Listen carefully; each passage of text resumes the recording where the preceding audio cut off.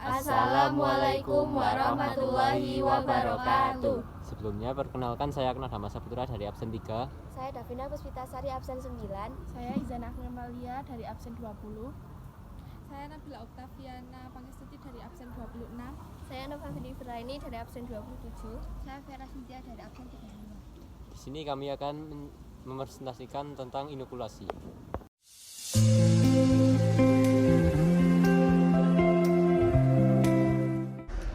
Inokulasi mikroba. Inokulasi mikroba adalah kegiatan untuk menumbuhkan, meremajakan mikroba dan mendapatkan populasi mikroba yang murni. Inokulasi adalah pekerjaan memindahkan bakteri dari medium yang lama ke medium yang baru dengan tingkat ketelitian yang sangat tinggi.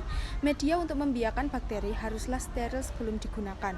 Pencemaran terutama berasal dari udara yang mengandung banyak mikroorganisme. Pemindahan biakan mikroba yang dibiarkan harus sangat hati-hati dan mematuhi prosedur laboratorium agar tidak terjadi kontaminasi. Oleh karena itu, diperlukan teknik-teknik dalam membiakan mikroorganisme yang disebut dengan teknik inokulasi biakan. Teknik inokulasi ada beberapa metode yang digunakan untuk mengisolasi biakan murni mikroorganisme, yaitu 1. Metode gores teknik. Ini lebih menguntungkan jika ditinjau dari sudut ekonomi dan waktu, tetapi memerlukan keterampilan-keterampilan yang diperoleh dengan latihan. Pengoresan yang sempurna akan menghasilkan koloni yang terpisah. Inokulum digoreskan di permukaan media agar nutrien dalam cawan Petri dengan jarum pindah atau loop inokulasi.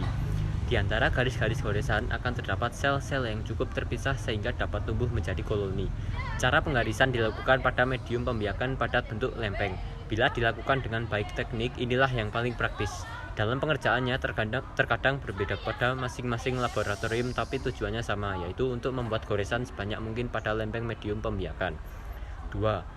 Metode tebar setetes inokulum diletakkan dalam sebuah medium agar nutrien dalam cawan Petri dish dan dengan menggunakan batang kaca yang bengkok dan steril.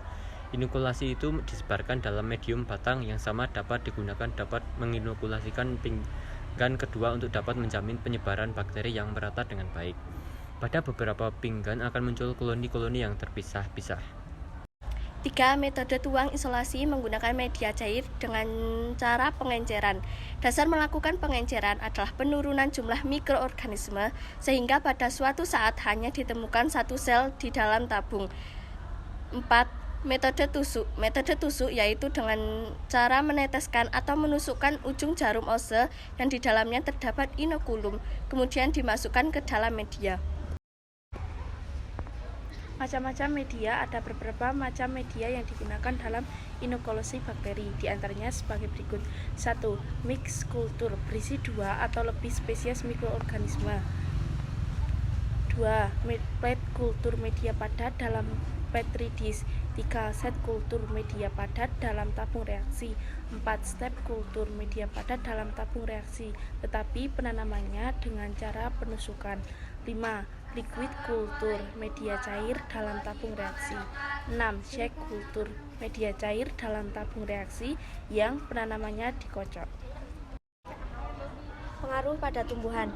Keberhasilan suatu inokulasi tergantung pada keefektifan dan efisiensi dari pihak yang berperan dan mempunyai keserasian dengan tanaman inangnya. Prosedur inokulasi. 1. Menyiapkan sampel dan memotong sepanjang 5 cm, kemudian mencuci dengan air mengalir. 2. Merendam pada alkohol 70% selama 5 menit. 3. Membilas dengan aqueous steril. 4. Memasukkan pada aqueous steril di cawan Petri yang kedua. 5. Menginkulasi pada media Na dengan mendekatkan pada api bunsen. 6. Menginkubasi pada suhu 370 Celcius selama 1 kali 24 jam. 7. Mengamati morfologi koloni yang tumbuh. Sekian presentasi dari kami.